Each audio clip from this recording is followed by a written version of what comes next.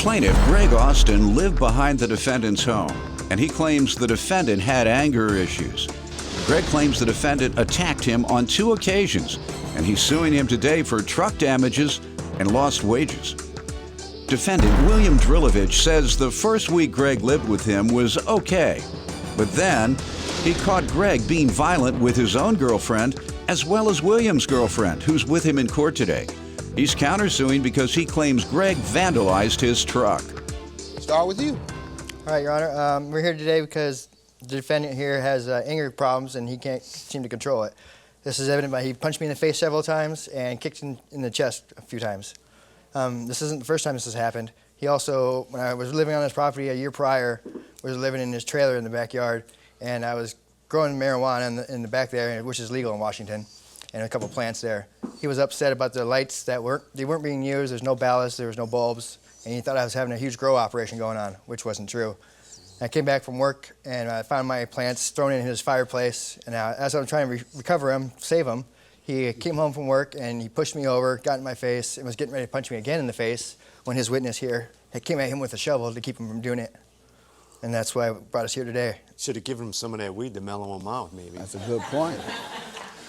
Let me hear from you, sir. Yeah, this case does have a lot to do with anger. The defendant had lived with me for a short amount of time. I hired him. What was that like? The first week was okay, and then he started getting violent with his girlfriend, and then I caught him getting That's violent. not true. I caught him getting violent with Kim also. How do you know Kim? Me and Kim have been together for 15 years. You want to stand up, ma'am? State your name. Kim Case. And he says that the plaintiff became violent with you at some point. You want to tell me about it? Yeah, it was verbally. I believe he was angry with Tiffany and stuff. He wasn't angry at me, but just the going on and cursing and How did he turn it towards you, though? yelling at me and stuff, why? even though it wasn't, because he was mad. Okay, and then how did he turn it on you suddenly? If he's saying, my girlfriend is no good, he's saying that to you. And then how did it turn, and you're no good? How did he flip it? No, it wasn't directed towards me in that manner. That's what he said. You can have a seat, though. Thank you. Tell me about the damages you're suing for. He smashed the back of my car with a car rim that he pulled out of the back of his truck. Tell me how all this started, the circumstances, why, if you know. Tell me how it began. It all began because he owed me some money for my paycheck.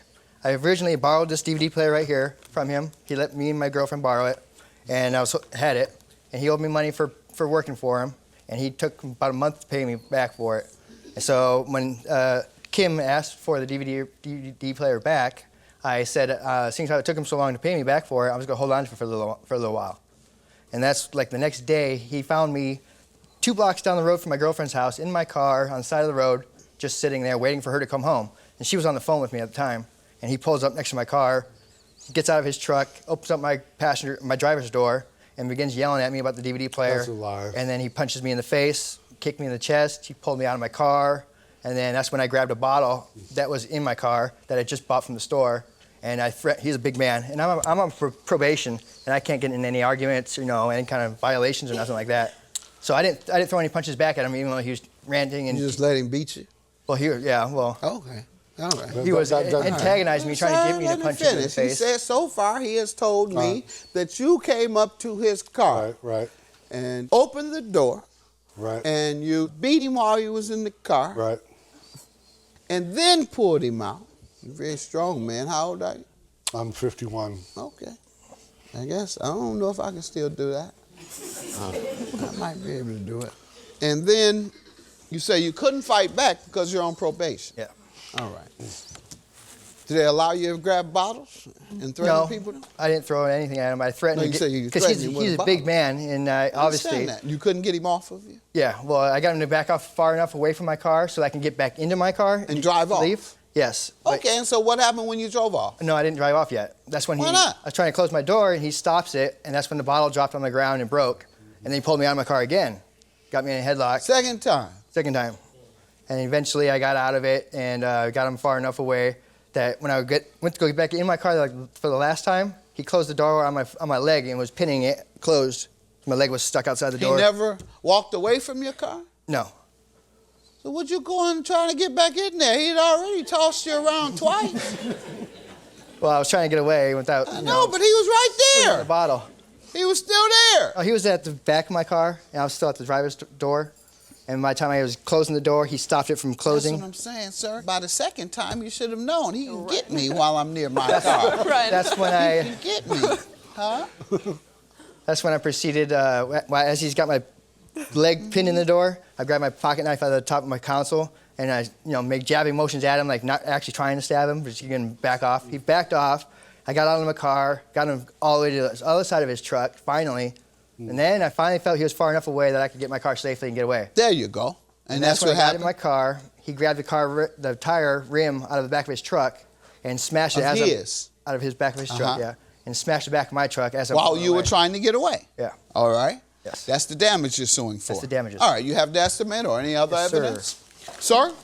Sounds kind of convincing to me. Okay, now the truth of the matter is, he did owe me the DVD player. I wasn't looking for him that evening. I happened to be on my way home from work, and I happened to just see him. Good luck. Just good luck. Well, no, it was on a main. He was in a Safeway parking lot. So I turned around at the intersection to try to go into Safeway and confront him. And when I turned around, even though it was real quickly, he was already gone. So I figured at that point I knew where he went to his girlfriend's. So I drove over there. Now this is what happened. I drive over there. He's parked on the side of the road.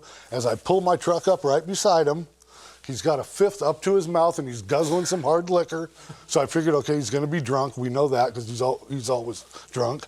So I proceed to get out of my car. I walk around to his car. The door opens, and I ask him for my DVD player. He tells me to go to hell. Gets out of the car. That bottle didn't drop just because he dropped it. He got out of the car, held the bottle up, and tried to hit me with it. At that point, the bottle actually slipped out of his hand because he swung it so hard, and it fell in the middle of the street and crashed all over the street. So at that point, I started to come towards him to protect myself at that point.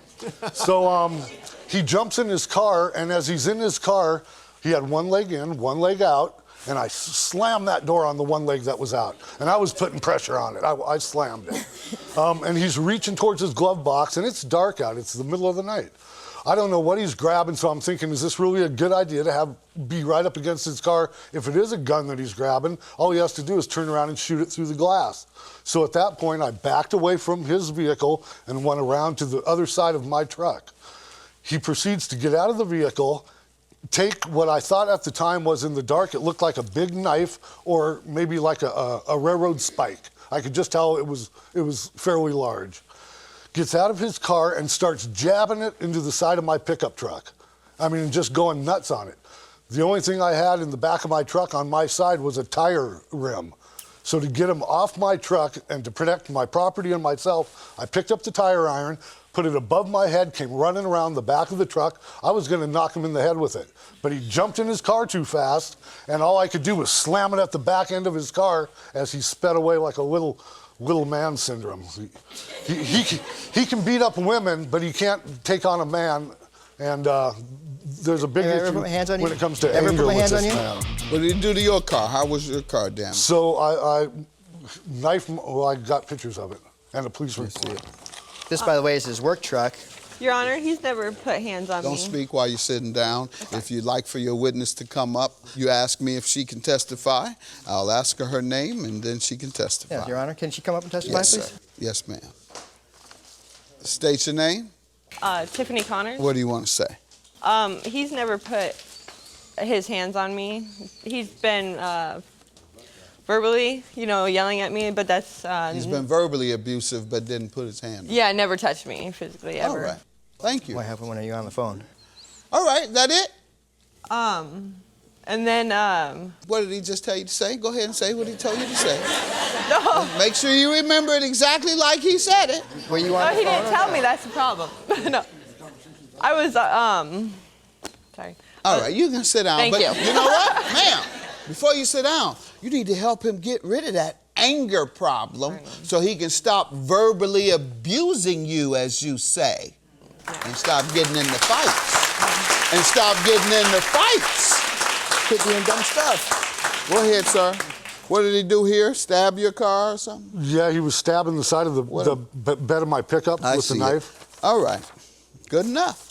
And that's what your truck damages are for. Correct. You all call the police? Yeah. I Police called the come? police, sir. All right. Honor. And what did they determine? They determined that they couldn't decide who was at fault because he lied on his statement. Right, and neither can I. Yep. I believe you did come out with that bottle after drinking in the car. I wasn't drinking in the I car, Your understand. Honor. Just go around with empty bottles in your car. Got wasn't- it. it wasn't empty, it was Sir, full. I believe it. How Sir. about that? Sir. I believe it was mutual combat. So I'm going to send you gentlemen home, and you can go to your own car shops and get your own cars fixed. Good day.